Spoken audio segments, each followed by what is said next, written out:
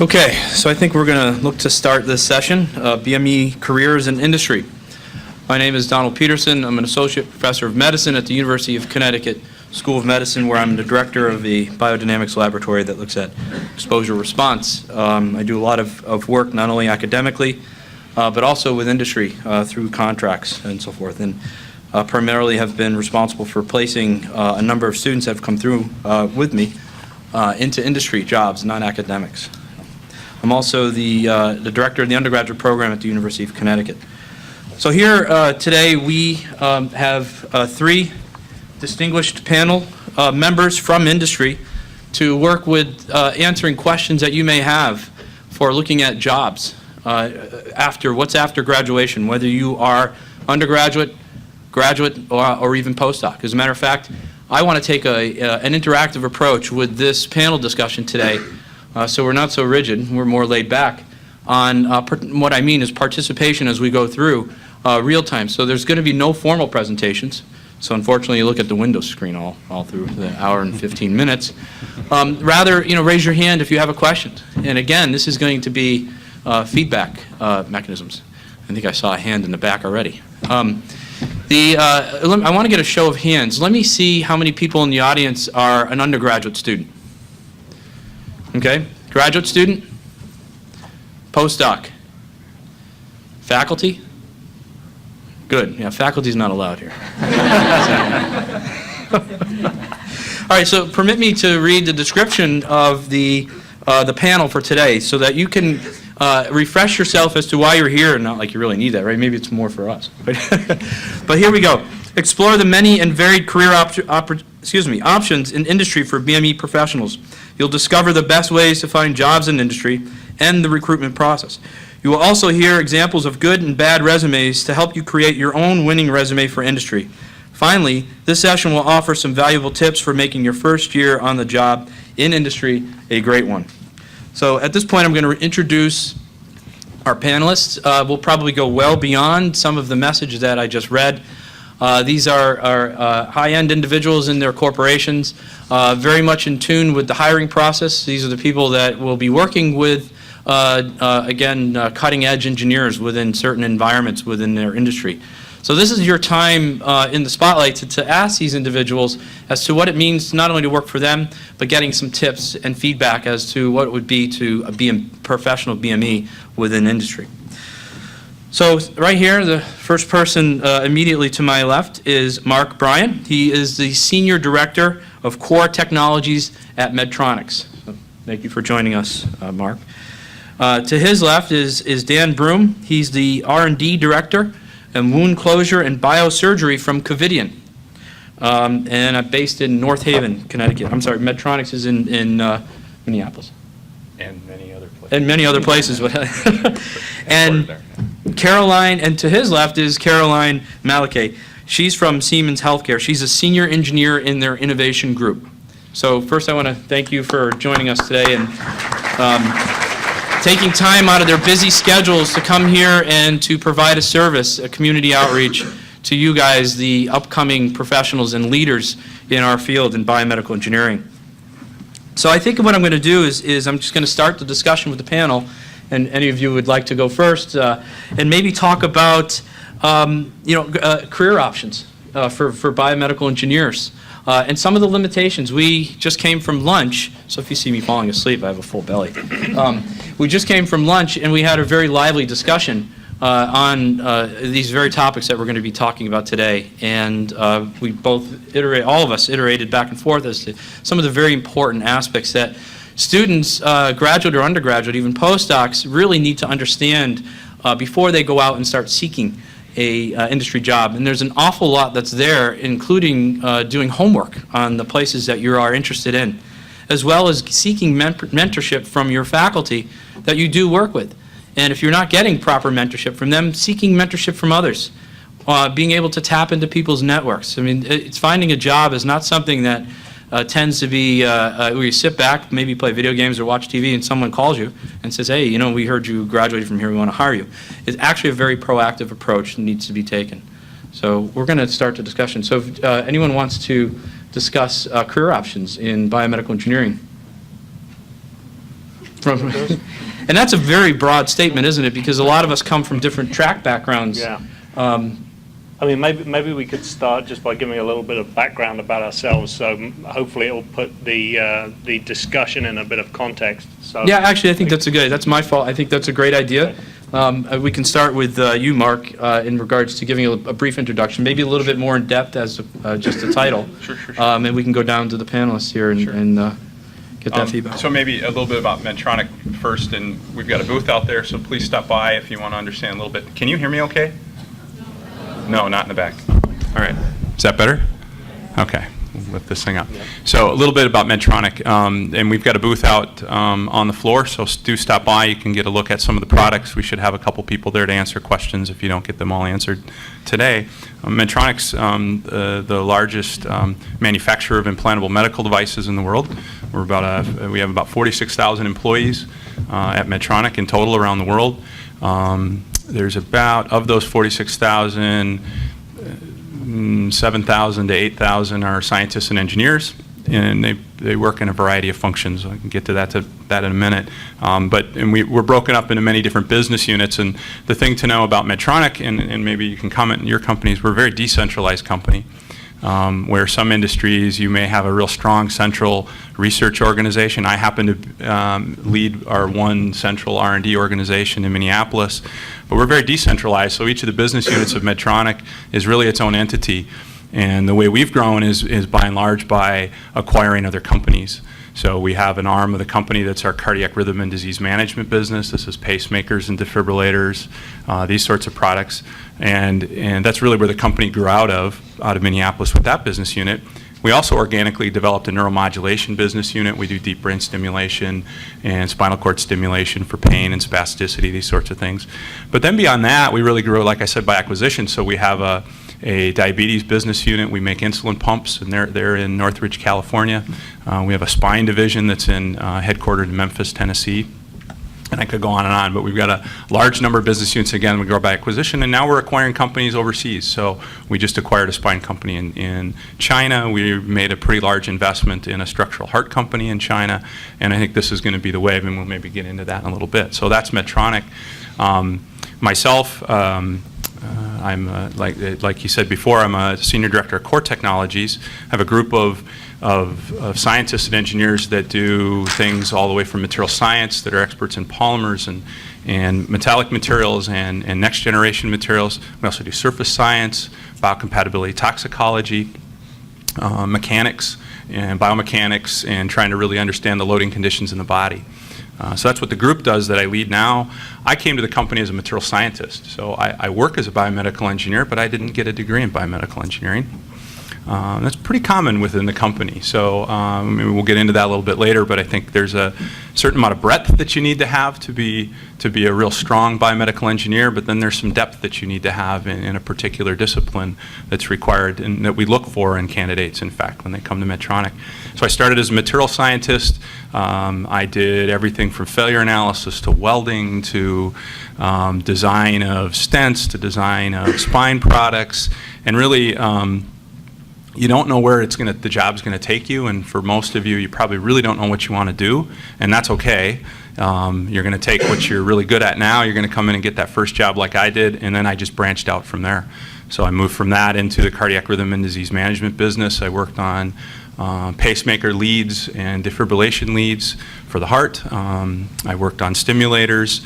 And then I came back to the corporate group again and decided to take a management path. So for some of you, the world of what the jobs look like what's inside a corporation, if you're not familiar with it, it's something you might want to read up on or talk to someone who works within a company. But there's so many roles you can play. You can, and when you're going to school, you see research because that's what's around you if you're at a major research institution. But there's so many other functions at our company that need biomedical engineers. It's research, it's product development, it's clinical, it's regulatory, okay? And those are some of the ones that I think you can walk into almost right out of school. Then beyond that, there's so many other ways you can go. You can go into operations, you can go into quality management, and you can go into business management, functional management, program management. There's so many career paths that when you take that breadth of knowledge you have as a biomedical engineer, that you'll be qualified to do. You just got to get in and take that first job, take that first step, and then you'll branch out from there. So, Thank you very much, All right. Mark. Yep. All right, so next we'll look to hear from Dan Broom. A little bit of background and maybe add a little bit of information about options and careers. Sure. Again, my name's Dan Broom. I came from a very different sort of background than where I ended up right now. So coming through, when I was an undergrad coming through school many years ago, my career path was basically, and the way I viewed my career path was do my undergrad, get into industry, and then probably retire in about 30 years. Going on from that, I've subsequently found that things weren't that straightforward, and maybe I should have fleshed out that career path a little bit more as I went through. So what actually happened was, did my undergrad, I'm a pharmacologist, by the way, by training, and I went through undergrad doing pharmacology. I then went through grad school and got my PhD in pharmacology. I did my postdoc in pharmacology. I then moved to a small biotech company doing pharmacology and drug development. And at that point, I then switched and took a completely left turn and went into medical devices and ended up with Covidien.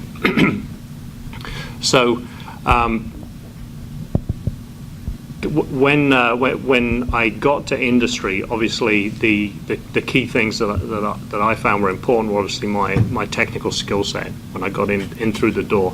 I think now that I've been in there for 10 years, I wouldn't consider my job and what I do now as a scientist or necessarily as a technical person. I'm still in R&D, but I'd say the majority of my role is okay. The majority of my role is now. They want him to move his car. That's okay. I can hear it being towed. I'll get it later. The majority of my role is now management, and it's about managing the R&D efforts. It's portfolio management. It's project management. It's managing budgets. It's a lot of things that don't necessarily come to mind when you think of science or sitting at a bench and doing an experiment, but it's something that if you go into industry, you're more than likely going to come across and eventually move away from the bench.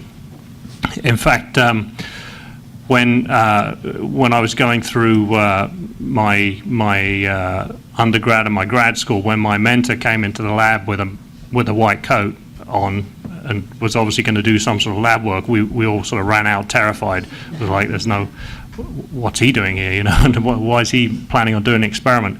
And now I don't get in the lab at all. So, sort of come full circle, and it's just an interesting way that things progress from going from being completely in the lab and only focused on one specific piece of lab work to really focusing on a much broader sense and a much broader scale of disciplines. In terms of moving from academics to industry, I think the two disciplines are very different, although they require similar skill sets. I think that there's a great need, I think, for this sort of forum here to allow you to maybe if you don't have a good sense of what happens in industry, it's great to be able to sit in a session like this to try and find out more about it, because it is very different from academia. So Covidien. I work for Covidien. Covidien's about $10 billion medical device company. We make everything from surgical staples to sutures to needles to ventilators to cautery equipment to monitoring equipment of various sorts. So we do a lot of different things. I think, as Mark said, with Medtronic, Covidien is also a very decentralized company. We have a lot of different divisions that do different things, and I wouldn't pretend to know most of the details of what most of the company does. I just know my little area of what we do. So. Great, thank you very much. So next will be Caroline Malachy from Siemens Healthcare. Again, she's a senior engineer in the innovation group. Hi, everyone. My name is Caroline, and I guess I'm the youngest on the panel. I just graduated my PhD in 2010, and started my job at Siemens. So, a brief overview of Siemens. I see Siemens as a GE of Germany. So we have a lot of industry, different sectors. What I know mainly is the healthcare sector, ultrasound division. That's what I've been working on. Our headquarters in Mountain View, California, but we have R&D here in Issaquah, Washington, which is a great place to be.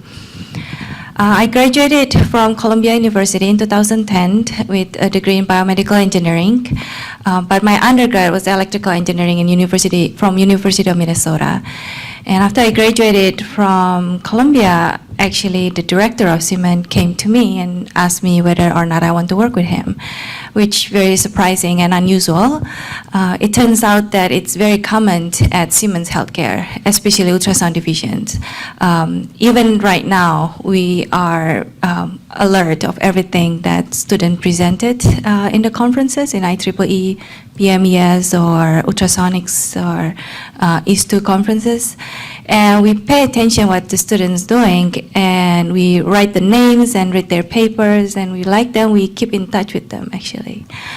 So that's another way, I guess, to find your career. For myself, as a senior engineering in the innovation team, it's like you own your own project. Right now, I'm working on my own project, and I have to write a small proposal to the directors, so you have to present it to director level. And if they agree, then you get a small money from Siemens to work on your project. And you can choose what machine you want, you can buy equipment that you need, and then you have about 1 year to work on that project. After the project gets granted and the directors like it, then it will go to the next step, which will go on production. So basically, I'm working on my own project like a PhD thesis, a small PhD thesis. And if we know it's not going to work out, then we just move to a different project. Not only that, I also help and work on different projects, so it's not just one project. But what I like about Siemens is that in the innovation team, it's not that you have to work on certain project all the time. They enforce you to be creative, and they ask you to submit a patent, or even you can write paper and present in conferences. You may see some of us actually presenting in IEEE this year or IS2 last year. So that's mostly my background.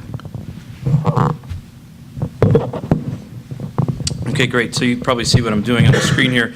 I apologize, we didn't have a title slide, and so I wanted to make sure that you had the names of individuals, so I'll keep working on it as we're discussing and get them up so you guys can write them down or be able to ask anyone individually. So I think the next thing would be is certainly the core of what the program here is today is about job hunting. And any recommendations from things like working within a network, tapping that network, understanding how to fashion your resume and how to target those people that you would want that you're pulling out of a network, whether it be from looking at job opportunities on a posting board to something that your advisor has recommended you for. So I think the next step here would be to really kind of share information regarding resume tips, writing, and presentation. And by the way, this is an interactive session, so if people have questions as time is going on here, and again, that's why I'm going to take a few minutes once somebody starts talking to put names on the board. Please raise your hand, because we have a runner with a microphone. Okay, we have somebody already. Well, 2 people. Let's start with them talking about resume tips, and then we can start working with the questions. So thank you. So I open it up to any of the panelists that would like to take an initial crack at it. So I'll take this. So I guess the first thing that I would say in regards to how to find a job or how to get a job in industry is I think that most jobs, for good or bad, most jobs come through a network, and most jobs come through knowing people who who know of somebody else that needs a position or that the position is open. I know all of these jobs get posted on different career websites and monster.com and that sort of thing. But in truth, I think that most people, I think you'll find, had some other mechanism of finding out or applying for that job than just applying cold from a website like that. So although you might see a job on the posting board, it's very, very beneficial to go back to your network, and we can talk a little bit about that later, and figure out who you know that may be aware of somebody in that company or may know the hiring manager. A lot of jobs, certainly my job that I've got now came that way, and I don't think I've ever got a job that was through cold application through a website. Yeah, that's spot on. And look at it this way too. Your network isn't just a direct connection necessarily to the hiring manager, that you actually get plugged into that person, but your network helps you get informed. So I got to tell you, one of the more bothersome things when I get people's resumes and when we get into the interview process, one is that you haven't tailored the resume to the job that I have posted. It's really obvious when you've sent me a generic resume. And when I look at the thing and you tried to chunk out 10 of them in one evening and you sent me the same generic one you'd send to Siemens for a job there that you'd send to me for the opening I have. So take some time, and I think, steal your thunder a little bit, you said this at lunch today, so I don't think I've ever written my own resume it ever read the same twice. So it's literally a different file every time you send it, okay? That's important. The other thing that's important is you do your research on the company. So and I'll speak to the negative here maybe a little bit in what I'm saying, but nothing's more irritating for me than when I get a candidate on the phone or we're face-to-face and they start asking me questions that they could all get answered from the website, okay? Do your homework, right? What does that tell me about how you're going to do your job, okay? There's so much more information out there than I had when I was job hunting 22 years ago. You can find out a lot of things out there. The third way that you go collect some of this is just simply our website. Go read what's been in the media. Find out what's been recently said about Medtronic or Siemens or Covidien. Get up to speed on this. The other thing you can do, if you're not in LinkedIn, get yourself a LinkedIn account and start linking into the people that you meet, okay?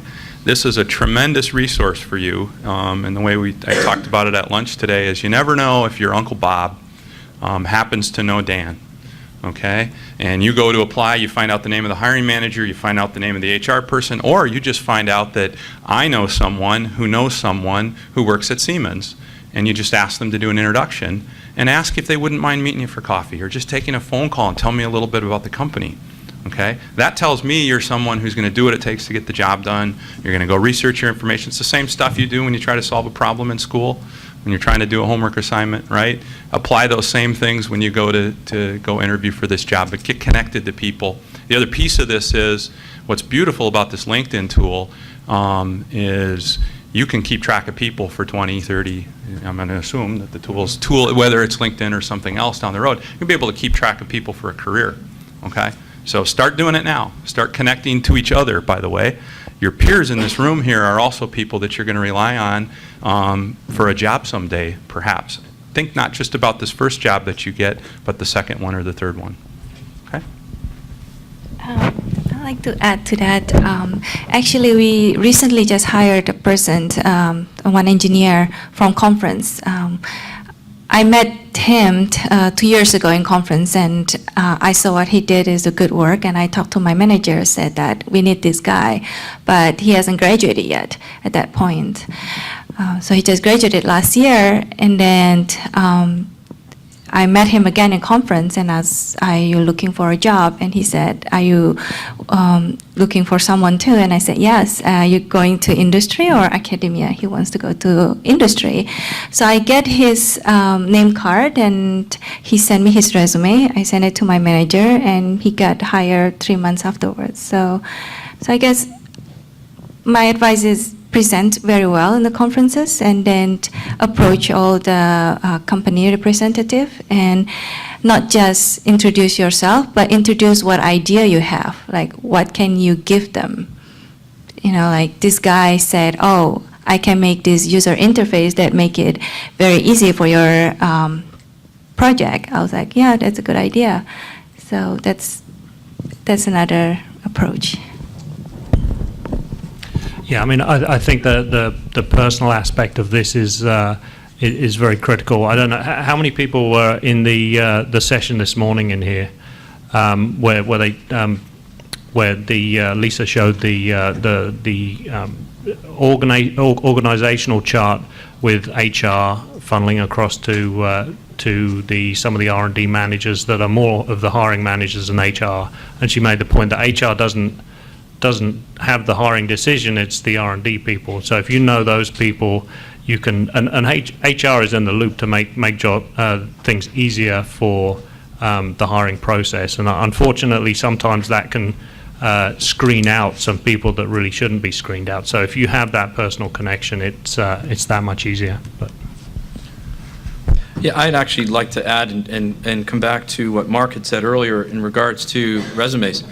You put a resume together and you go to your career services, and I'm not trying to ding them or anything, but sometimes they have a template that you follow, and the template is usually just a one-page quick structure. Put a template together that has everything you've done in there, from independent studies to labs, very intensive lab projects and so forth. You might have a 5-page resume that you then whittle down and customize for every job posting, and there you get your resumes that are different each time, but at least you have all your cores. Us as faculty, that's what we do. We put CVs together, and they're 50-something pages long, because every time we go to the bathroom, we put that down. And so, next thing you know, we have these multi-page CVs, right? And, who's going to thumb through a 50-page CV? But, I mean, that's good to know everything that you have done. It's important, so you don't forget anything that's important, and you'll be able to translate that into, a one-pager that you would hand out in terms of your company. So I think another thing that I want to bring up here with the group is part of the interviewing process. So you've put your resume together, you've applied for the position, and then you're looking at, contacting, following up, any information regarding, touching base. We were talking at lunch, and someone mentioned the fact that, the interview starts when you show up on the campus. It doesn't start when you're sitting in the room and the time is there. And if you come in and you're talking with a receptionist or administrator and you have a really bad attitude, do you think that's going to get told? It absolutely will. So I think it's, it's important to realize some of those things. So I think if we can talk about some of the interviewing process, and then we'll take questions, that would be great. Thank you.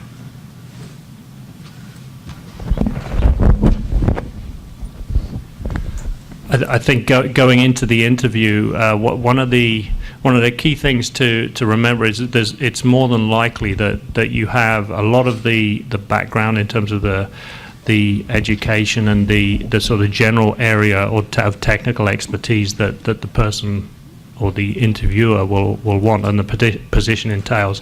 What's generally not recognized, I don't think, in the interview is that the person that's interviewing you will be closely looking at whether you're a fit for the group and the company in two ways. One, in terms of how you'll work with other people, because again, everything in industry is not done in a vacuum. It's a very multidisciplinary, team-based environment. So you will work with people all the time, all day, every day.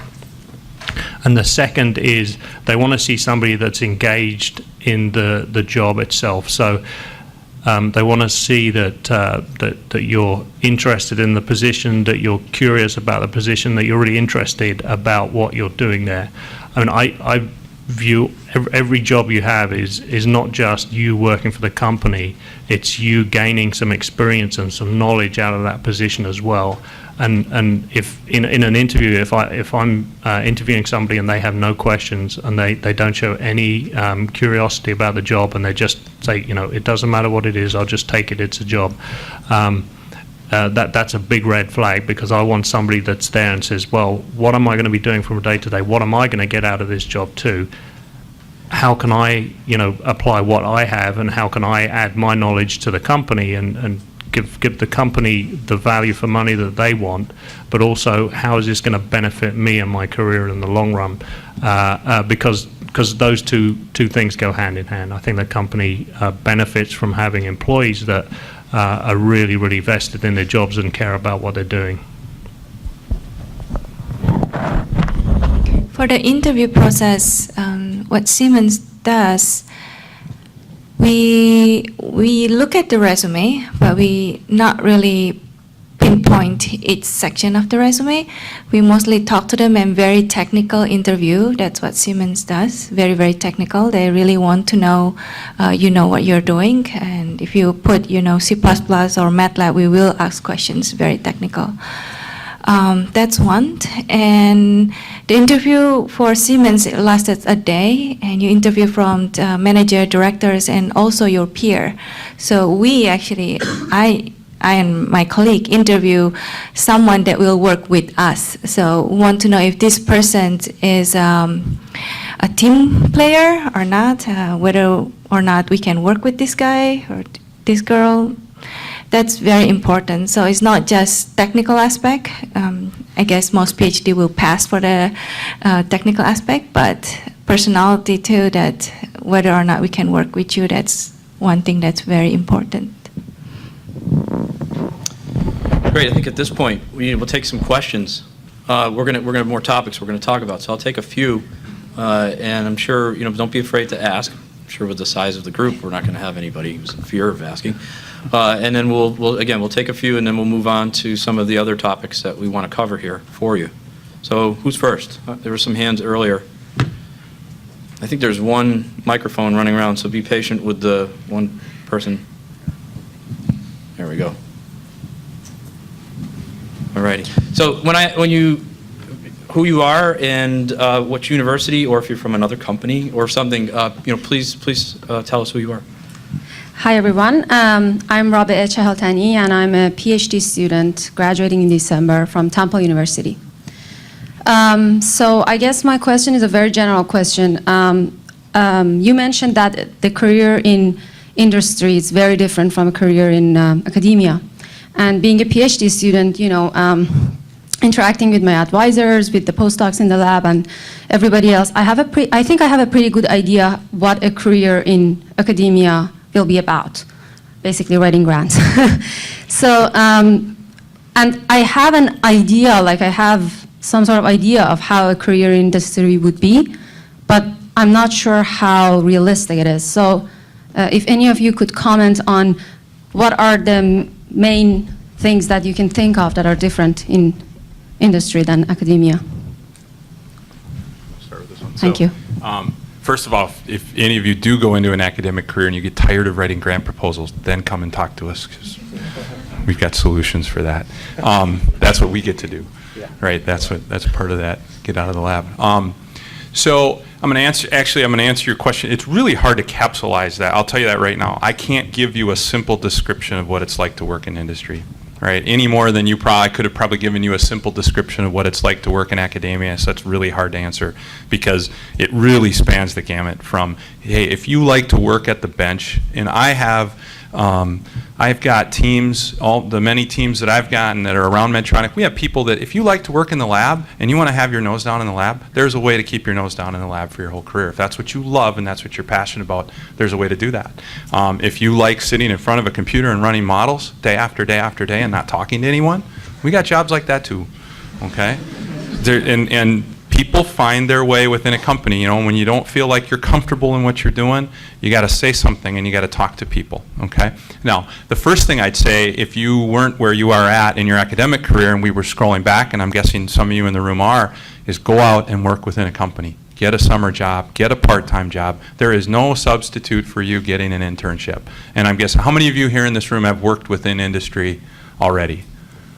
Okay. Maybe about a third or about a half of you, okay? Two things. You're already a huge leg up by the fact that you're even in this room today trying to understand how this is going to work. And then those of you who've already been out there, that's probably the best thing you can do. Trying to think of what else you asked in there. Maybe I'll put it. I guess I can answer your question, Sudat, because I'm in the innovation team. To be honest, sometimes I feel like I'm still in a PhD student. I left work really late, midnight or 11 o'clock at night sometimes. And we have collaborator in the hospital too, so I had to go to hospital and collect data. And I have students that work for us from collaborator, mostly Duke University or local University of Washington. So it's very similar to PhD, but in this case we have to make money. So the project that we work on has to be feasible to be put in the project, in the product. And they have a very strong deadline. Maybe in the PhD work, we can extend the deadline based on our own schedule. But in a company, we have really fixed deadline. We have to finish our project at a certain point, and we have to present it. And in addition to that, we have to learn the market as well, like what other competitors are doing and whom we can sell to and what's the advantage and disadvantages and so on. So for me in the R&D department right now, it's very similar to PhD. Yeah. So I think some of the really interesting differences for me are not the fact that any difference in the research, actual research that you're doing, but the reasons for doing that research, and they become apparent when you come to points when either it doesn't work or it does work. So if you're the sort of person that wants to do a particular research a particular topic, and that's it, then industry is not for you. When you come to industry, you'll start out working in in the area that you have technical expertise in, but more than likely you'll move on from that very quickly, and it just ebbs and flows with how those projects work out and where they end up. So, for example, my background is all the pharmacology of pain. Now, as it says, I'm a director portfolio for wound closure, which means sutures, adhesives, nothing really to do with pain at all. And it's just the way that my career has moved that eventually you move out of that technical area of specialty. So if you really want to stay in that area, then you've got to stay in academia. Likewise, if you want to publish or if you want to own what you do, don't come to industry, because in industry the company owns everything that you do, including all the IP. And if something is really, really, really exciting, and it's the next Nature, next Science paper, you won't be allowed to publish it. Whereas in academia, you probably will. So I think if it had to be encapsulated in a very, very, very simplistic sense, industry is really profit-driven, while academia is knowledge-driven. Okay, another question. Well, got to go where he's at. Oh, sorry. Hi, my name's Caitlin. I'm a master's student at Wayne State University in Detroit, Michigan. And my question was along the lines of the career path that you were discussing. And currently I'm doing an internship in clinical engineering, and we essentially investigate device malfunctions, work with manufacturers, as well as assess the implementation clinically of some of these products. And there is not really a career path in clinical engineering per se within the hospital.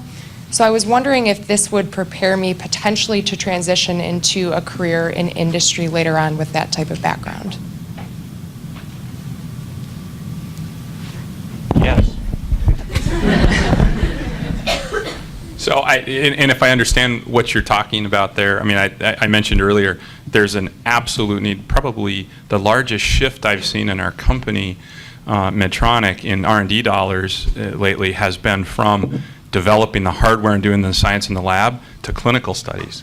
Clinical studies and developing clinical evidence for the value of what we do, either from the standpoint of it makes a difference in mortality rate or quality of life for a patient, or it reduces the cost burden to the whole total healthcare system. This is a huge megatrend in healthcare, in medical devices in particular.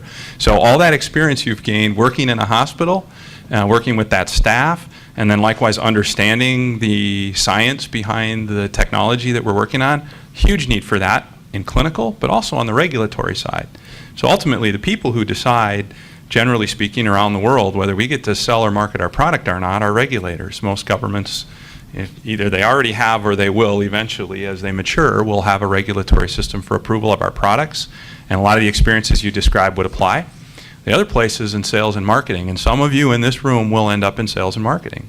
Okay? And marketing's a huge part of what we do too. You'll find out as you get in whether you want to spend your time out there field facing, working with doctors, working with the patients, or whether you want to be inside the walls of the company working on the products. But there are absolutely paths for that sort of experience you have, and a number of them.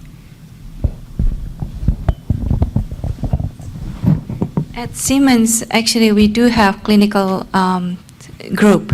What they do, they evaluate our machines, and all the clinical will bring that machine to patients and see whether we have good images and useful images, actually. And they have a strong opinion of it, and we also value their opinions a lot because we are engineers, we're not clinical at all. Another thing, like Mark said as well, we have regulatory FDA approval team. Most of them are clinical as well, so we need people that knows around the hospital, the physicians, and also clinical application of, basically in our case, ultrasound machines.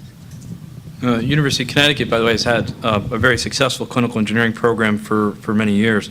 And we see a lot of our graduates go into the management in hospital, even to the point where they sometimes reach the executive vice president level because they become very skilled in administrative management.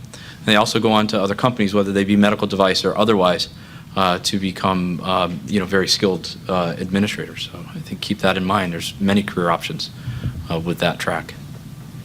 All right, one more question. Who has the microphone? Okay, yeah, please. Good. Thank you.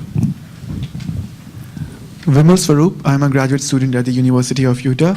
I had a question about the kind of stepping stone one needs to lay for a career in medical device or life sciences-based industry. It's more of a general question. Specifically, I wanted to know about startups, because they familiarize one with, different kinds of role that entails into commercialization of products. So my question was, what value do big corporates or which specializes into different functional business unit play or pay to the people who have a decent bit of startup experience? Great question. That's a great question. A little off topic, but we were going to get to entrepreneurship a little later. It's really it's good because it sort of highlights the fact that small companies, startups, biotech companies are very different places to work than large corporations that we all here work for. I think that the experience does cross from a small start. In fact, it's equally as important in the small startup entrepreneur environment as it is in the large corporation. And I think the difference comes more at a personal level of what sort of job you want and what sort of involvement you want from the company. So I've worked at fairly small companies, so a company that's 100, 150 people, as well as Covidian, which has close to 40,000 people, very different places to work for completely different reasons. So, but the value of you to the company in that situation is equally as good from either. It's just I think it's more a personal opinion, personal preference for you as to whether you'd rather work in a small company environment or a large company environment. I think that relates. I think we'll move on just to the next topic just because of time. We'll obviously be available afterwards for our additional questions. But the entrepreneurship, sometimes students pursue, whether they're working in a laboratory or doing some senior design or capstone research, that they want to pursue startups, commercialize their device or at least work towards that, develop intellectual property. And I think it would be a worthwhile question to handle rather quickly here is what value does that have to companies? For students to think that, well, I'll have a better position or better position myself for getting a job if I actually am working towards a startup or working towards intellectual property. So what kind of value does that have?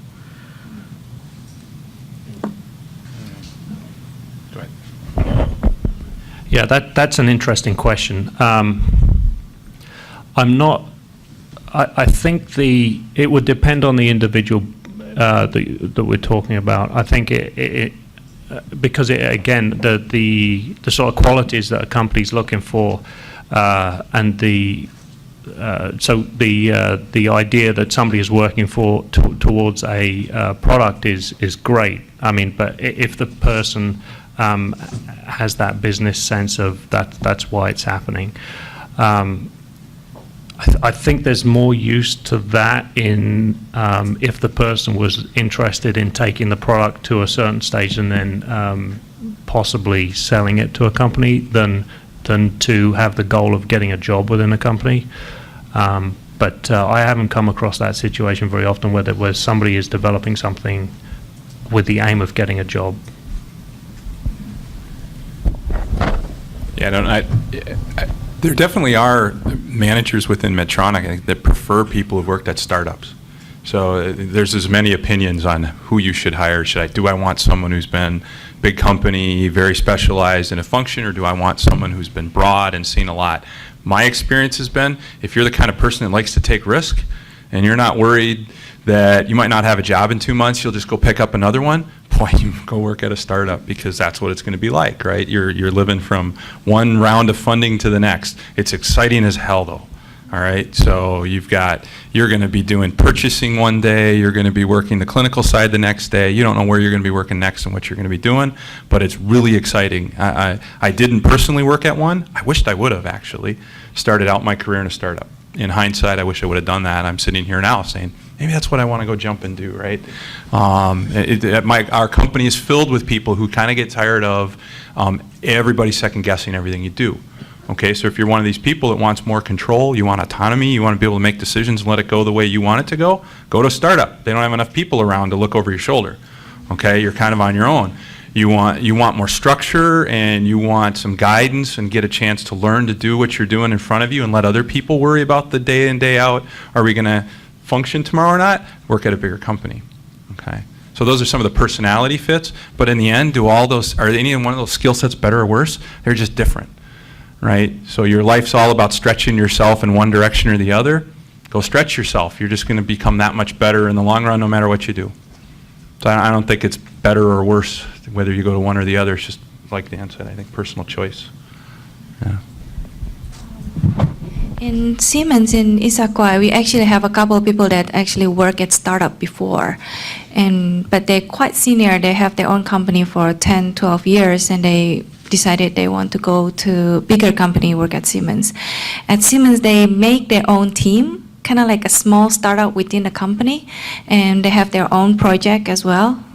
So that's maybe something that you may be interested in. So a couple of people work, like he has four engineers in his team actually. And my director actually worked at startup all his life, and he just started at Siemens 5 years ago. And he built his own team, like a small company within Siemens, and we get funding from mother of Siemens basically for that particular project. So it's kind of startup inside a company. I guess that may be helpful.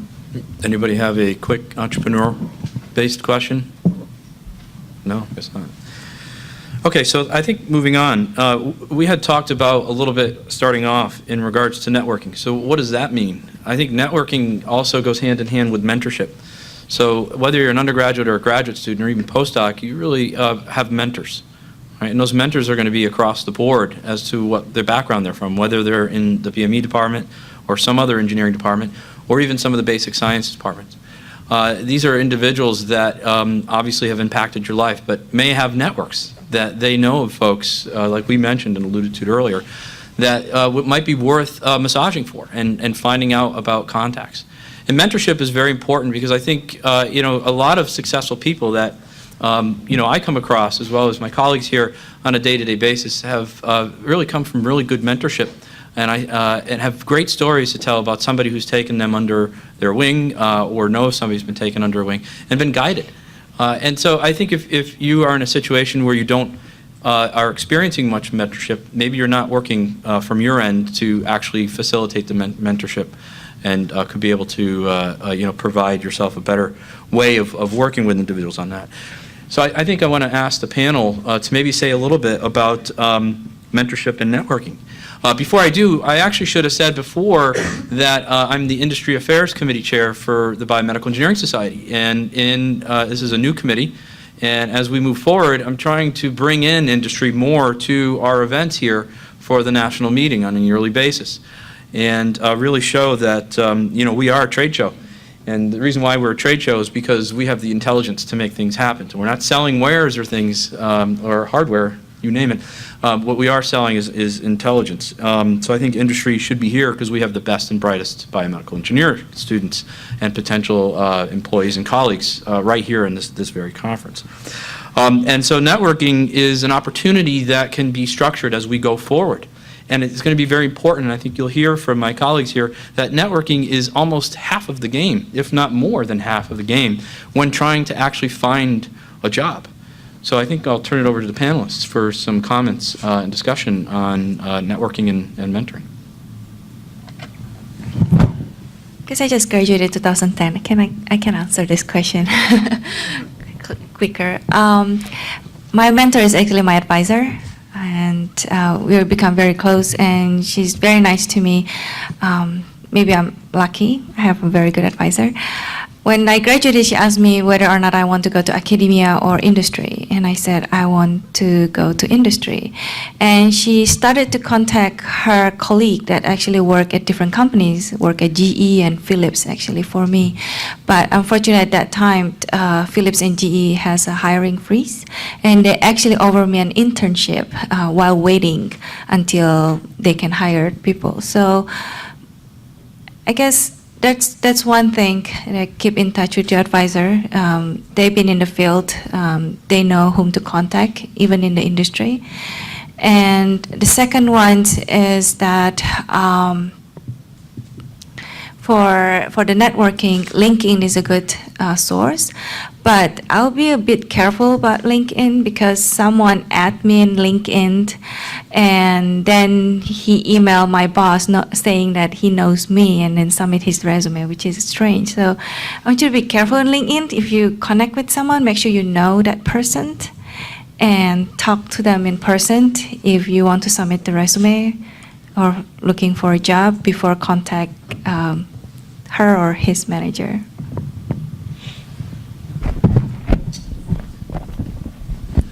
Yeah, just going back to the LinkedIn thing, I think what LinkedIn has done recently is really made networking a lot easier. And probably with some associated problems as well. But it's doing something that I think a lot of successful people have always done, and that's made sure you keep up to date with and keep in contact with a lot of people that you come into contact with throughout your career. So your mentors, your supervisors, your colleagues, your peers, I mean, your fellow students in your class at school, other people that you meet. It's really probably the single most important thing to do as you grow in your career and you develop your career plan is just understanding who you know and where they are, and if they can help you, then more than likely they will, because a resume, when we talked about this earlier as well, a resume coming from somebody that is known to the person from a personal point of view is much stronger and more likely to get a second look than a resume that comes in cold. Yeah, all good advice. I just remembered this, so I've got this mentorship point is really an important one. So maybe this goes a little bit beyond your job hunt initially, but you need it through the job hunt as well. So I've got a model that I draw on my board and that I use with people. So if you draw a triangle, in one corner you have ability, on another corner you've got opportunity, and then the third corner of that is mentorship. And you need all three of those things in your career development. Okay, ability is probably an obvious thing. Opportunity is the thing you're going to go seek. You're going to go find out where the opportunities are. And when people stall out, oftentimes it's because they've lost the ability to do things or they haven't changed themselves. So in 22 years, I could draw out for you how I changed and how I continue to learn and grow and develop. and how opportunities were laid out in front of me, or how I went and sought out those opportunities. But the key in that is having that mentor and that advisor in that process. And I can likewise, and I'm sure Dan can too, list for you the names of the people along the way, and you'll hear people say, I got lucky, and I really do feel I got lucky. I met that. I met him, and I met her, and she helped me there, and he helped me there. This is how your career path will be littered. And it's true of that first job hunt as well, okay? And it's those mentors that will help you get those other things. And I wrote down a few things here. You need many different mentors. We talked about this at lunch. A mentor isn't just one person in your life. You should have many of them, just like friends, okay? Because you're going to need them in different situations all along the way, and they're going to be there and they're going to want to help you. You should have mentors for your technical side of things, okay? People you can go to who can help you technically. You want to have people who can help you with interpersonal things, and they may not be the same people, and oftentimes they're not. Some people are better at one than the other. You're going to have mentors for what you're doing now, okay, helping you succeed in the job you have now, but then you should also have mentors for where you're going, okay, and that's probably that. I left that one for last because that's what you need right now. You've probably had lots of mentors and advice from people getting through school. You're coming into a whole new thing. If you haven't found mentors for how do I get that job or how do I get into that company, you need to go find those people and put them in place now. And the earlier you get started, the better. I think it's just going to make a couple more points, and then we're going to open up for probably the last 15 minutes or so for questions, for whatever anybody wants to ask. Networking is extremely important, and there are many opportunities, for example, from a venue like this to others within your region. For example, there's state medical technology associations, smta.org, I believe, and nearly all of the 50 states have these, and they run networking events. They run seminars and so forth in some of the major cities in the states, and this is where companies go to network. And it's not a bad idea for students to actually go as well and to learn about what a company is doing, or being able to hobnob or rub elbows with some of the folks from industry.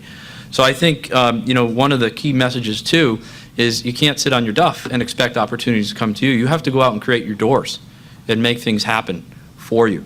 So I think that's a very, very important point. Okay, so another aspect I want to go on to searching for a job, because we kind of, even though I left that for closer to the end, I think that maybe it should have been spoken about earlier. How do we go about finding these opportunities? Well, networking is obviously very important because you'll learn about, by word of mouth or otherwise, about opportunities that may exist. You may learn about opportunities here at this conference, at a regional conference, or so forth. But what if you just need to search out individual jobs? And I'm sure our colleagues here have some very good information. And it may be something like looking at the patent office, the USPTO, and seeing what patents have been recently filed and what companies are filing those. And then looking at, if those patents overlap with your interests, and looking at the companies that are putting in those patents, you can follow up with research on those companies. Again, coming back to doing homework. Look at the FDA's website. See which medical devices have been recently approved by certain companies. And if it overlaps with you, you can begin targeting those companies that have gotten those devices approved. So, some examples like that. Business News, Wall Street Journal, that's very good for reading about what's happening in healthcare and healthcare technology. So I'd open up to the panelists here to be able to provide more insight and advice.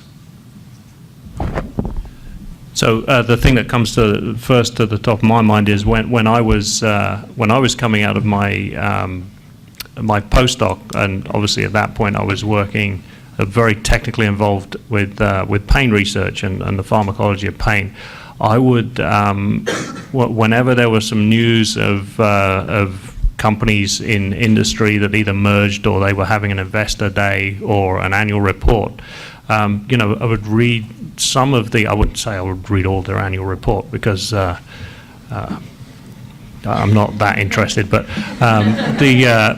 you read for some, they generally highlight where their research efforts are going to be focused in the future, and you get some very, very interesting information from that. So, for example, there are some big mergers. When I was coming out, Pfizer had just bought somebody, and they said we're going to restructure the way we do research. We're going to focus on these 5 therapeutic areas, one of which being neuroscience, which pain was in. So that for for me was okay, I've got to keep a close eye on these guys and just make sure that I check the jobs in case something comes out in the pain realm or in the neuroscience realm. So it was just a way of keeping up to date with what companies are doing, and again, speaks to something that's come up a couple of times, and knowing the companies that are in your career path and your sweet spot for what you want to do. The only thing I'll add to that, maybe it's actually my story. So I graduated with a degree in material science, and I went down to the placement office, and I went through all the interviews. All the standard was I had a job offer to make steel in East Chicago, Indiana. I had a job offer to make diapers at Kimberly-Clark in Wisconsin. And actually the job that I ended up with at Medtronic, that I'm just so thankful I ended up with that job because one of my classmates called me and said, hey, I'm going to turn this job down tomorrow. And I'm the third person to turn them down, and you might want to give them a call at about 3 in the afternoon because I'm going to call them at 2. And I did, and I called him up, and then he turned him down and said, oh, by the way, a friend of mine who is a study partner of mine through school, he's a guy you might want to look at. He turned him down to go to 3M, I think, and it was a good move for him, and I was the benefactor of that. So don't forget to talk to each other. You're not, you are competing, but you're not, okay? So it paid off for me.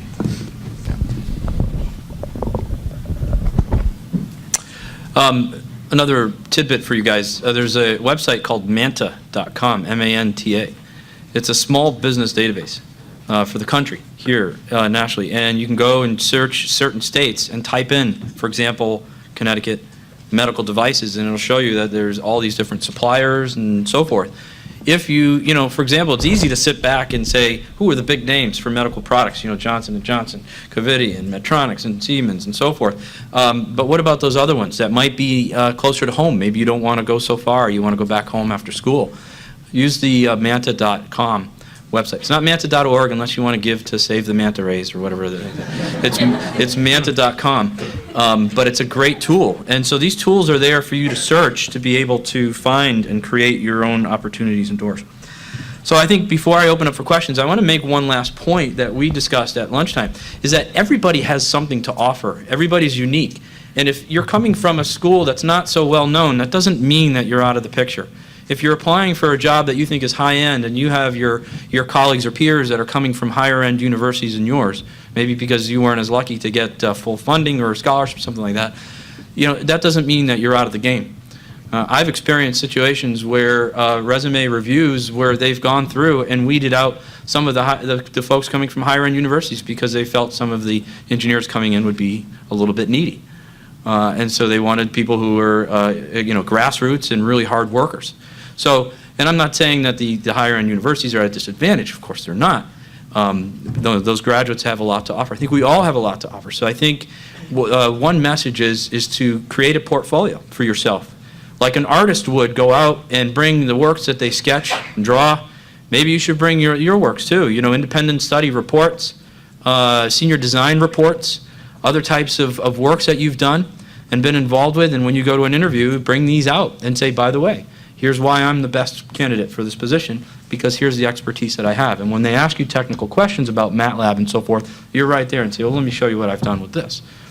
So, and I think that's what the overall arching theme is when you're interviewing, is to be able to promote yourself properly. Build from that non-standard template or non-standard resume from a larger template and be able to sell yourself. So, the companies are not necessarily interested in where you came from with your degree. They want the right person for the job so that they can accomplish their goals and seek their profits that they may be after. So I think that's very important. So I don't know if we want to comment on that, any of the panelists, in regards to, again, hiring the right person. Yeah, so I'll comment a little bit on that from the point of view, how it relates back to, you putting yourself in the position to get the job as opposed to saying, oh, maybe I can't get this job because for whatever reason. I think to take an anecdote from industry, most projects, at least that I have involvement with, I find that they need a strong champion. You need somebody that's that stands there behind the project and says, and pushes and says, you know, we really need to do this, we really need to do this. This is going to be the next best thing since sliced bread, or a endoscopic stapler, whichever one you know is the best for the job. But that push and that drive should also be, not to get too philosophical, but should be present when you're trying to get a job. So you know, make the career path and your aim to get a job should be your project, and then the sort of passion and your involvement in what you want to do and how you want to do it should come through and should show people that you're the best person for the job. Yeah, the word you used that I think is absolutely right. When I'm looking to see the passion in you when you sit down across from me, right? I'm not looking for the mechanical answer. I can tell when you're telling me exactly what I want to hear. I can tell when you've rehearsed that question about 5 or 6 times already and you're just spitting it back out to me. Where's your passion come from? There's 2 questions I love to ask. I love to ask, why do you want to work for Medtronic? And if the answer is, well, I went and looked up your financials, it looks like you're a pretty stable company. If I get the analytical kind of bland answer, I'm not looking for that answer. I'm looking for, why do you want to come work for a biomedical device company? I want to help patients. I want to help people. I want to make a difference in people's lives. I'm looking for that piece of the passion. I'm also want to understand, why do you want to be an engineer or a scientist? Okay? And when I hear people say, well, I went and looked up the salary and the starting salaries for this type of an engineer was higher. Okay, that might be true. And it's partly why you're a good engineer, a good scientist, because you're analytical about things. But I want to hear that I love to figure out how things work. I want to know why something broke. I want to break it down. I want to understand how to build it up from the ground. I love that aha when I solve a problem. I'm looking for that in your answers as much as I am where you came from. Because I can tell you this right now, 90% of the people I work with, I have no idea where they went to school. Doesn't matter. For the most part, I tell people, after you get that where you went to school might help you get that first job. And certainly in academia, I think it's more true, I'm going to go say it, than it is in industry. Maybe where you did your PhD, where did your postdoc, but once you come inside the walls of our company, you're all the same. Doesn't matter. It's all about how you're doing now, how you did on the job you did. I was going to have one thing too before we move on. You asked before about other places to go to look for jobs, and I found this to be pretty common over the last 5 years, although I'm seeing the job market kind of swing up. It's getting harder to find people, but if you're really stuck and you're not finding a job, a big thing that we're leveraging now is contractors. So I have given advice to a number of people coming right out of school, and certainly people who are between jobs, go find these contract agencies that send you out part-time or full-time on a contract basis. I'm actually doing a lot of my hiring through contract agencies. So I'm keeping about a 10-15% contractor load in my organization. I know a number of people are at Medtronic because with the swings of budgeting, then I can go down a contractor or two and it's not a full-time permanent employee and everything that goes with that. But I bring them in as contractors, and then we find the gems through that contract slot. So don't miss that opportunity. It's not a primary path, I'd say, but it's a way to bridge the gap, and it's also a way to be building your resume and getting out there and meeting people. That's how people work their way into Medtronic. And there are technical headhunters, too. Yes, headhunter. Take advantage of all those people, right? Yeah. Yep. I have a quick thing to add. Actually, for Siemens, you can search your career opportunities from the website. But a couple of my friends, actually, they search job on the website, which is not ultrasound division, MRI or X-ray. And he emailed me, asked me whether or not I can submit it through internal system. It is a good idea because I can find where the HR is. So then the HR will see your resume. It will be on the top of the pile because I send it through internal system. So maybe you guys have to keep in touch with all your friends who work in the industry. You know, and dare I say this too, and it's a good thing I'm behind the podium if any of my faculty colleagues are out there, right? BME is not your only option. So if you are within tracks, within biomedical engineering, and you have very strong elective courses in, say, mechanical engineering to support a biomechanics track, material science and so forth, those jobs are available to you too. I've experienced in the past in guiding students to other opportunities and have gotten students to win jobs over mechanical engineering students at other companies that, again, normally would have been traditionally given to a mechanical engineering student. But they had gotten it because they came in and made the argument that the core courses that they had were their electives for mechanical engineering. They expanded upon certain messages, whether it be fluid dynamics or solid mechanics or so forth. And then said that, the biomedical represents complex systems, so I'm able to model not only the traditional mechanical systems, but also the complex systems. And then your portfolio comes out, makes a very strong argument for, why you can do the job, and your multidisciplinary background is strength. So I think I'd like to stop at least our babble here and open it up for questions. And I don't know if they're going to come and kick us out of this room. I realize we're about 5 minutes away when we're supposed to be done, but I think if the panelists agree, we can stay until 3 o'clock and take questions for those of you who may have questions for us. And of course, you guys probably will see us bouncing around the conference. As for myself, I'd be more than willing to talk to you. Just come up and tap me on the shoulder. So questions, let's take some questions. Hi, my name is Jocelyn Marshall. I'm a PhD student at Cornell. So a lot of us in... Let me pause you. Yeah. How about we do this because I know everyone probably has some important questions. Why don't we, I hate to say this, let's line up so that instead of having someone trying to figure out, and I can hardly see some faces here. So if we do a line and come up here, maybe like 2/3 of the way up and then form behind her for questions, that just makes it easier for us. And then that way the turnover is probably going to be quicker too. Oh. All right, you can stop right there because there's a camera. I guess my question is, looking at academia, things like that, postdoc is required for a faculty position, and there are postdoc opportunities in industry. I was just wondering what the expectation is, or is there an advantage to doing a industrial or government or academic postdoc before you go out and find a more traditional career opportunity? Wow, that's a tough one. I'm not sure is the answer. For me, it doesn't particularly matter. What matters is the experience. I think there are two things. One is the experience of what a postdoc will give you. The second is if you can get some experience in industry, that's great for looking for a job in industry afterwards. I think from a postdoc point of view, I think that the thing that you probably really need to do is, and again, I'm speaking from a different field here. I came, as I said, through pharmacology. If I wanted to have stayed in academics, I needed to do an academic postdoc. I couldn't have done an industry postdoc, I think, and then gone back. As it is right now, what I ended up doing was I found that I needed to do a postdoc. I didn't really want to do one, but I had to. So I did an academic postdoc, and then I moved to industry. In terms of where you do a postdoc, I think it would be personal choice. So, and if I can comment too, I think if you're doing an industry-based postdoc, the chances of not overlapping with some academic is very slim. I think there'll be somebody involved, especially if it's from a grant mechanism that the postdoc is being funded under. And I don't think it's a bad idea to go out and do a postdoc in industry and then shoot for an academic job, because, I mean, there's a lot of us academics, not myself included, who've never had an industry job in their lives. They've gone through academics, again, from school to postdoc to then professor. So that would only expand your capabilities and be able to be a better mentor for the students that you end up mentoring in the future. I'm Colin Anderson. I'm a fifth-year PhD student at the University of Utah. I think this goes mostly to Dan.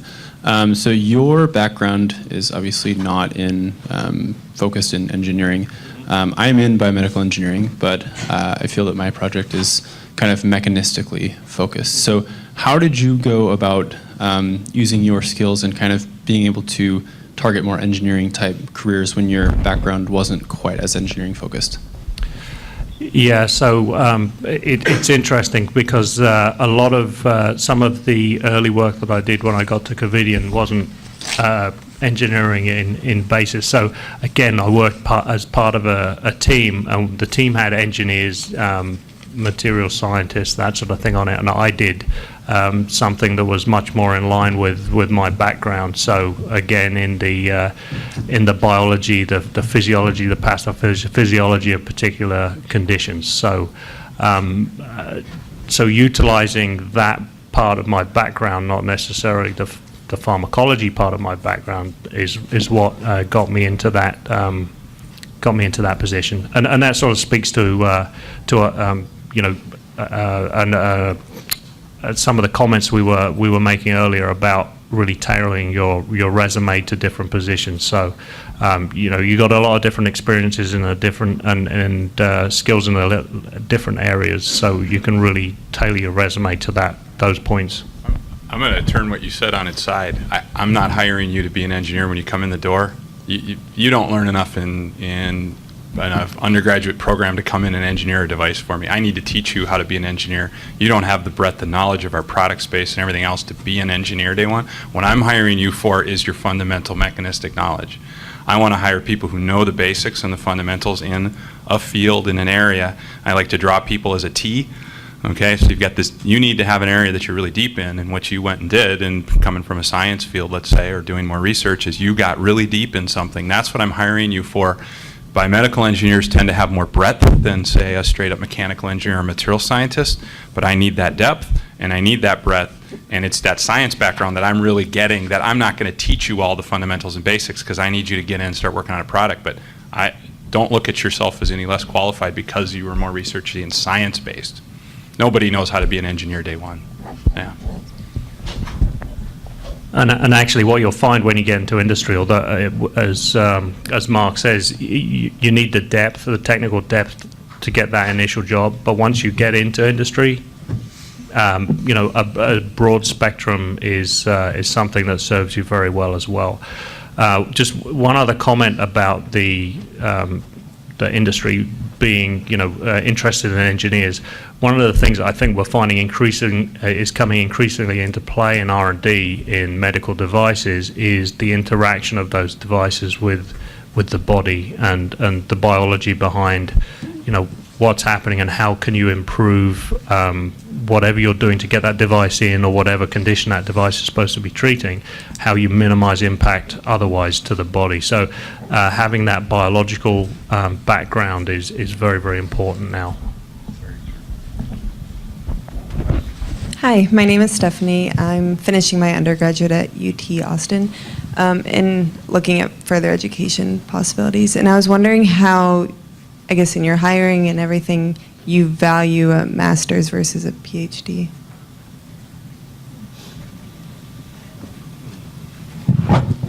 I think it depends on the position that you apply and depends on the project base in each company. We recently hired undergrads from UC Davis, and her major was chemical engineering. It's not even biomedical engineering. So that's that one. That's that one. It's not necessary you have to have a master or PhD. When you apply for R&D job, they want you to be very technical. But we have undergrad that work for us, not in the R&D department. Mostly test engineers. That part of it, software engineers. So it depends on what job you're applying, I guess. May not answer your question. Yeah, and I think it depends on what you want to do. I mean, more than what the sort of chances of getting a job are after you do each of those, but more what sort of job you want at the end of the day. And also, if you want to do a PhD, I mean, if you don't want to do a PhD, if you don't want to do a PhD for the research, then don't do a PhD. I mean, I wouldn't do a PhD just because you think it will give you a differential chance of getting a job at the end of the day. You got to want to do a PhD. If you're thinking about academics and you still want to be in industry primarily, I can't think of any situation where academia has turned away somebody from industry to come in and do guest lectures or even be contracted to do a grad class. So, academia will always be in your reach. Can I add one more thing? When I finished my undergrad, I got a job at Ingersoll Rand, and they have this type of leadership development program. They like to hire undergrads. I think GE also have one. So they actually a rotation program that trained as undergrad to be a manager, to lead a team in the future. So maybe it's something that you want to look into. Yeah, that's a very important point. If you're looking at summer positions, don't just target BME. industry, target some of the other industry, whether it be civil or electrical engineering or mechanical, so forth, especially if it builds off of your tracks, the fundamentals. It's all experience. And you'll find that when you do positions like that the engineering principles translate between all of them, and they're pretty much uniform. So one other thing to add to this conversation, so there's a broad spectrum of managers at my company, and I think it goes at most all companies, and you're going to have a segment of people who actually don't want to hire you because you have a PhD. There's corners of our company, they're like, I don't want a PhD. Now, most of those people I find to be not have a PhD themselves and be pretty ignorant to what happens when someone goes to get their PhD. But nonetheless, you're going to find that, okay? It's out there. And there's also the flip side. There are managers out there in my company who are PhD snobs, where if you don't have a PhD, I don't want to hire you. So those exist too. It's like everything in life. It's a spectrum. It's a whole range. There isn't one answer. But yeah. All right, I'm Teresa Peterson. I'm finishing up my PhD at Harvard, and I'm actually a odd path. I did bioengineering undergrad, and I'm doing cancer biology now, so I went kind of way more to the research side.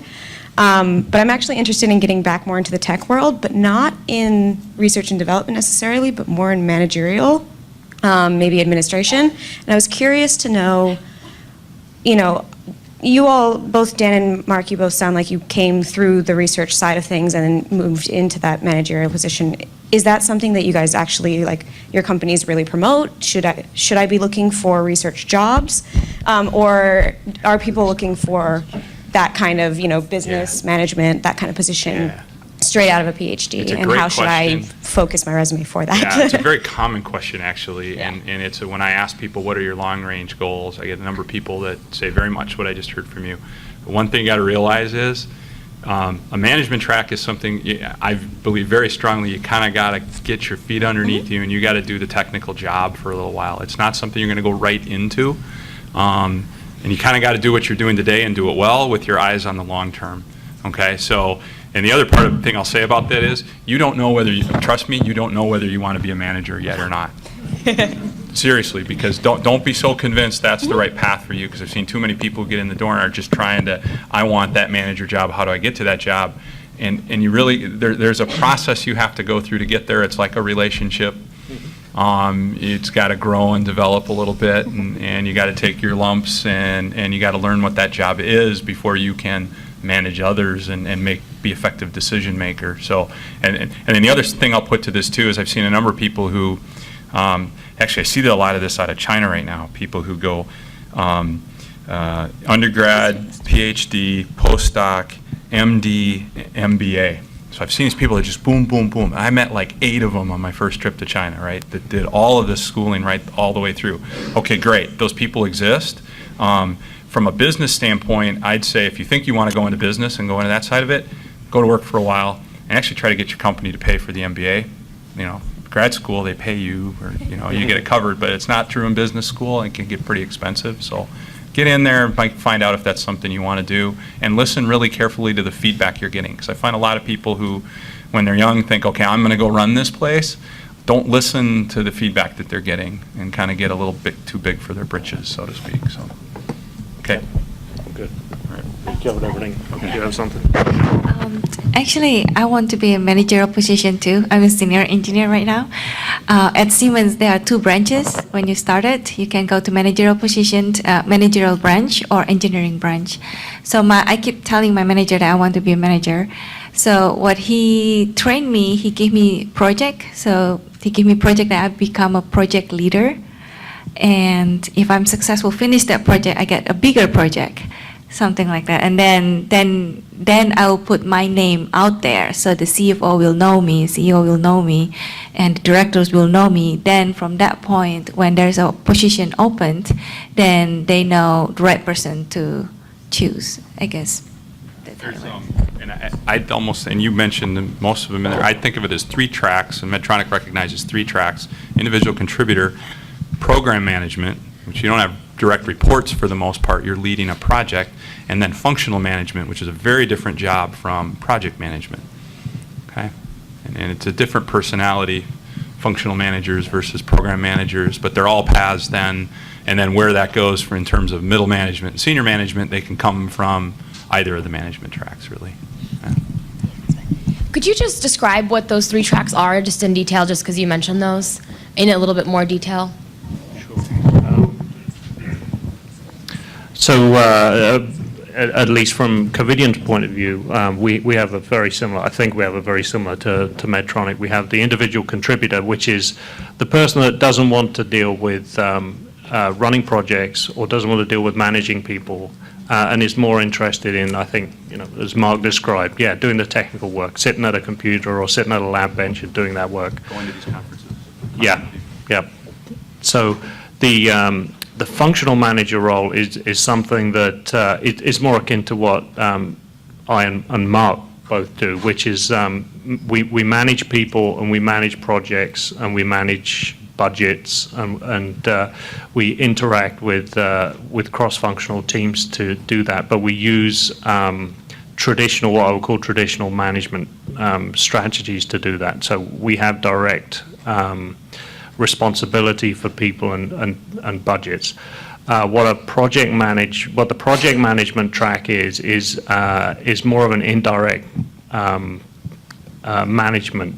So these people that are project managers, they will manage individual projects.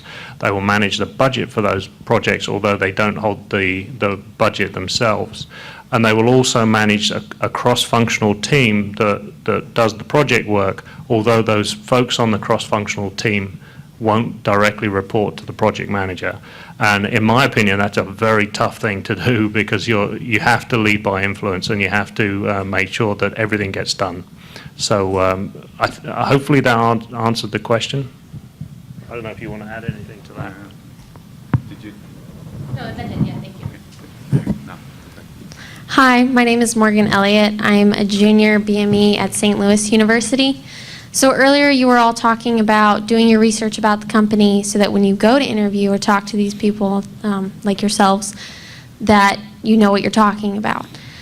Well, this past summer I was doing a lot of research and wanted to talk to an engineer in the R&D department to find out more about industry in and of itself. But when I called different companies and asked to speak to different divisions, I was kind of diverted and got a lot of answering machines. So how would you go about contacting people within R&D to see what the field is really like?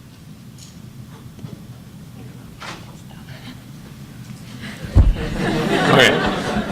So, yeah, you're going to get shot down a lot. So get used to that. You're going to get shot down, but you just got to keep trying. And when I say you got to keep trying, I mean, some of you in here are good influence managers that are good at ferreting out and getting to know people and talking to people. Some of you may not be. And this is harder for people who are maybe more introverted, aren't as outgoing. It's a little bit more difficult. So whatever your personality preference is, you got to overcome that and keep at it. This is where you got to come at it from the side, okay? You don't, the way you were just describing it is the brute force head-on way to do it. I'm just going to call the company, I'm going to get that person on the phone, talk to them. You got to come in from the side. So it's, I wonder who I know who works in that industry. I wonder what professor I've met here who, in their references or who they were thanking in their research paper, does things for Covidien or for Siemens. Call that professor and see if that professor can introduce you to someone within the company. You got to come at it a little bit sideways. That makes sense? The other trick in a lot of this stuff too, by the way, is to run into these people. Don't just come at them saying, here's what I want from you, okay? My wife likes to tell my kids this. She goes, well, you know how I ended up getting your dad to pay attention to me is I went and sat down and talked to him about him. Okay? Right? So I think one of the brightest things I've seen people do is you get on the phone and you just call up and say, hey, I was reading about something you're working on, or you email them, I'm interested in this topic, would you mind talking to me about that? I'm fascinated by the work you did. I mean it. I'm not talking about lying to them or whatever, but that's the mistake I see people make, is they call expecting that, well, of course, they're just going to take time to talk to me because I need something. So don't do it that way. Be a little bit more subtle about it, but look at it as a learning process. Okay? Does that make sense? Yeah. Thank you. Yeah, I agree with Mark. Actually, that's quite a direct path, and especially in R&D, everything is confidential. I don't even want to talk about project to my friend who works at Philips or GE, It's very, very hard if someone called me and asked something related to the project.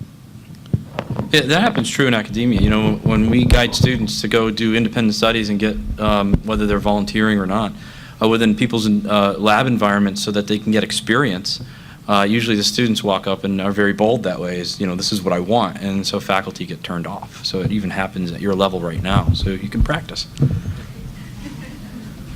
You know, one thing, just from a, this isn't as, let's see, as insightful, I don't think, but just from a day-to-day thing, if you do email somebody, I would expect to, and you don't know them, you probably need to email them a couple of times before they potentially will get back to you with a question.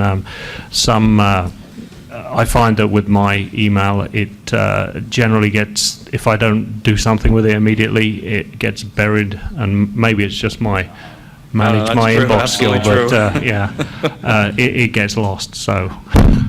Yeah, it's not intentional, just, And it just as a tactic too, I think I've watched people make the mistake of trying to go reach the VP or, you know, reach Dan or myself. I mean, the higher you go up, the more busy these people are, frankly, and the less time they're going to have for this. And frankly, the higher up they are, the less likely they are to be hiring you out of school. The people you want to talk to and get in to get information from would be the peers when you come to work at the company.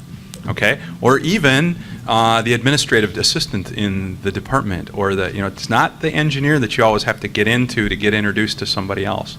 Just got to know somebody that works at the company. You gave a great example of that your friend called you, even though you had nothing to do with that corner of the company. You then went and acted on their behalf to get them introduced to somebody. So again, come in at sideways. Yeah.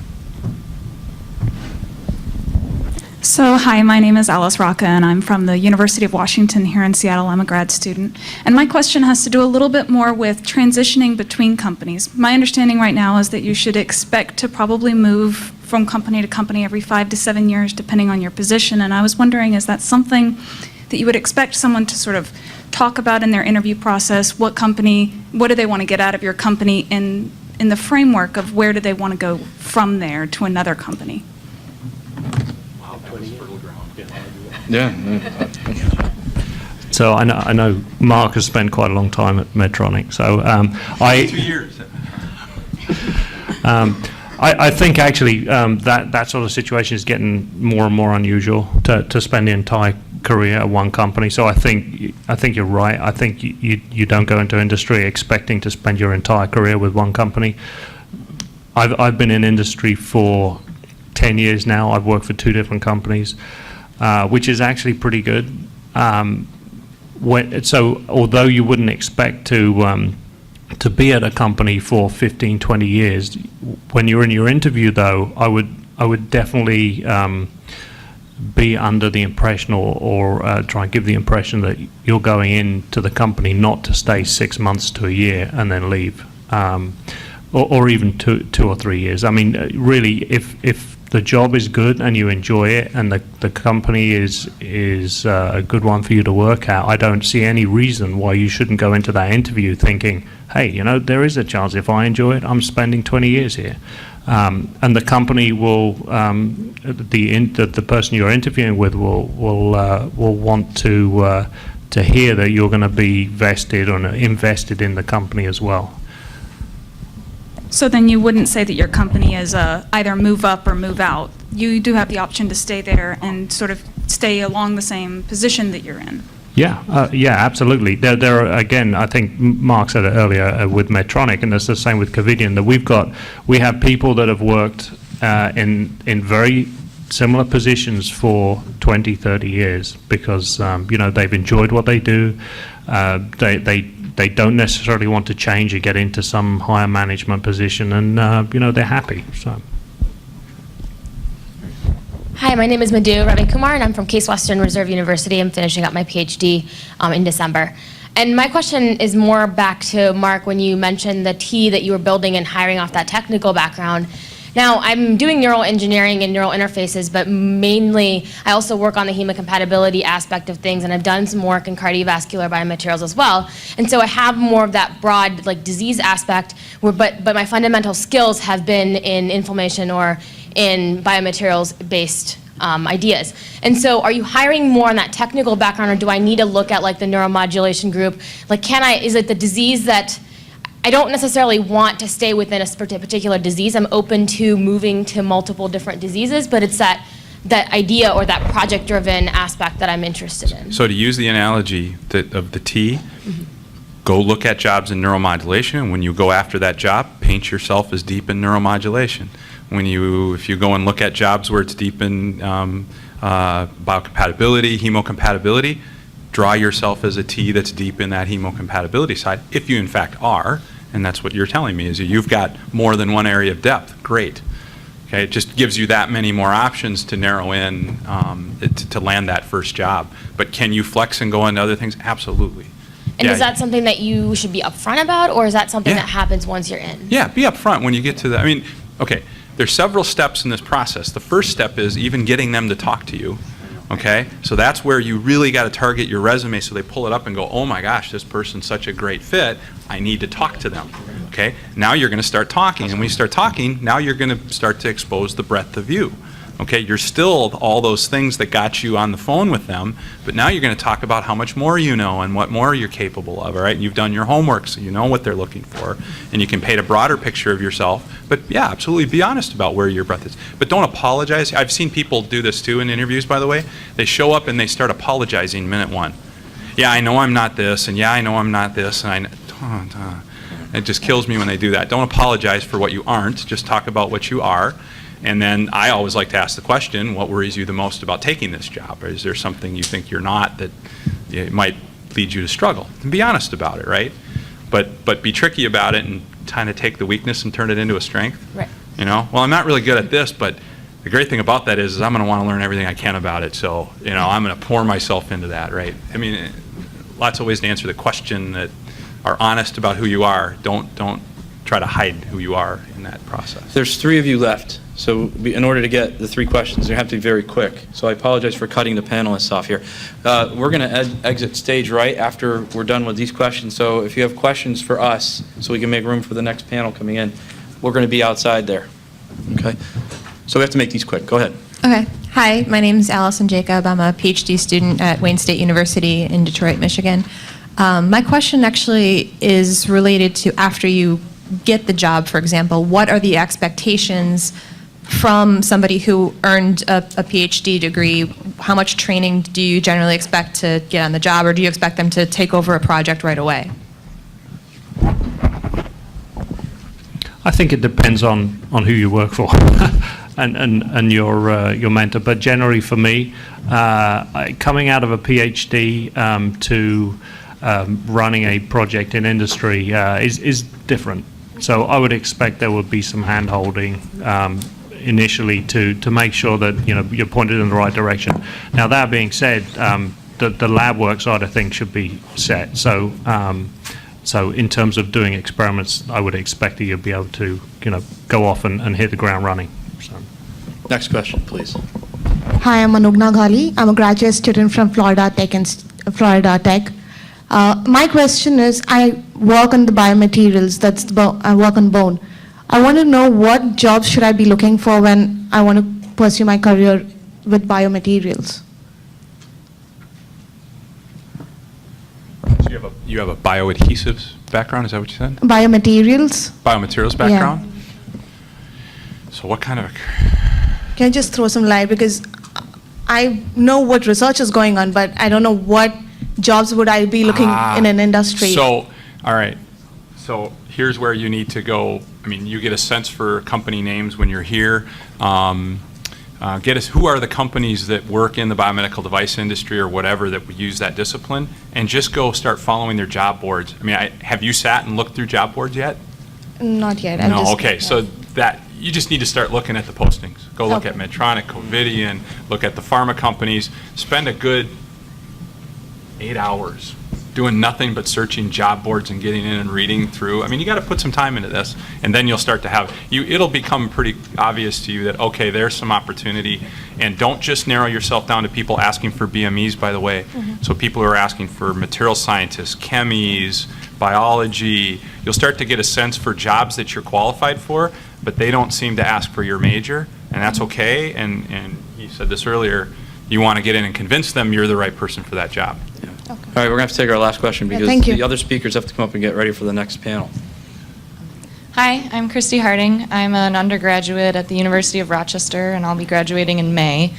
And I'm wondering, as a new undergraduate who doesn't necessarily have a lot of industrial experience, like what are some like good characteristics you look at from new graduates who don't necessarily have as much experience as other applicants that would help them like get a job in an industry position?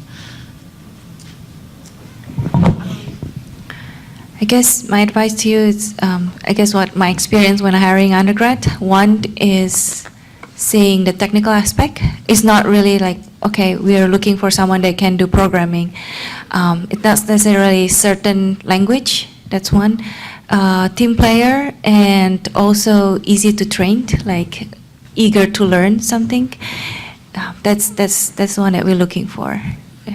All right, I want to thank everybody for coming today. We're going to be out here if you have some other questions. I'll be around all through the end of Saturday, so if you want to seek me out, you'll see me wandering around like an academic or a conference zombie. You can come up and tap me on the shoulder. I'll be able to sit with you and maybe answer some questions for you. So thank you very much for the panelists' time today, and have a good conference. Thank you again.